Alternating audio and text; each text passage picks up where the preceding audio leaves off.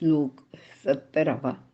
अध्येष्यते च य इमं धर्म्यं संवादमावयोः ज्ञानयज्ञेन तेनाहमिष्टस्यामिति मे मतिः.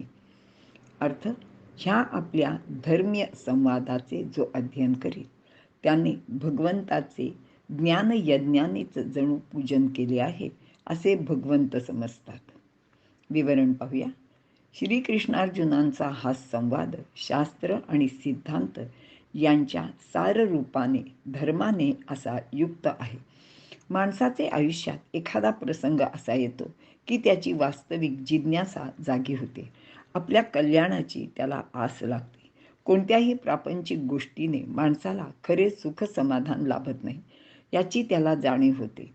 मग मनातील संदेह कसा दूर होईल याची जिज्ञासा जागृत होऊन ती पूर्ण करण्यासाठी माणूस ज्ञान आणि समाधान मिळवण्याची शक्यता जिथे कुठे असेल तिथे जातो.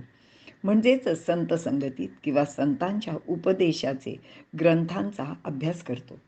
या अभ्यासात सतत वाचन, मनन, चिंतन यांचे योगाने तो ज्ञान मिळवू लागतो. त्याप्रमाणे तो आचरणसुद्धा करायला लागतो. त्यातील सखोल भाव जाणून घेतो. असा त्याचा हा खरा अभ्यास इथे सुरू होतो. भगवंताने ज्ञानयज्ञ करायला सांगितले आहे. द्रव्ययज्ञ व ज्ञानयज्ञ यामध्ये खूप फरक आहे.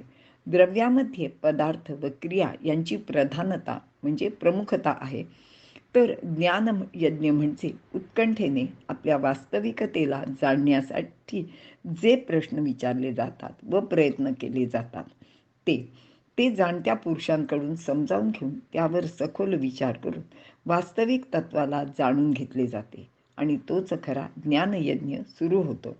येथे श्रीकृष्णार्जुन संवादामध्ये आपल्या मनात येणारे सर्वच प्रश्न अर्जुनाने अत्यंत मोकळेपणाने आणि निर्भीडपणे विचारलेले आहेत व भगवंतानेही त्यावर शास्त्रशुद्ध रीतीने अगदी सविस्तर अशी उत्तरे दिलेली आहेत. हा सर्व संवाद महर्षी व्यासाने शब्दबद्ध करून ग्रंथरूपाने आपल्या सर्वांसाठी खुला केलेला आहे. आता आपण फक्त तिचे नित्य वाचन, स्मरण, चिंतन आणि आचरण केले की आपला ज्ञानयज्ञ झालाच.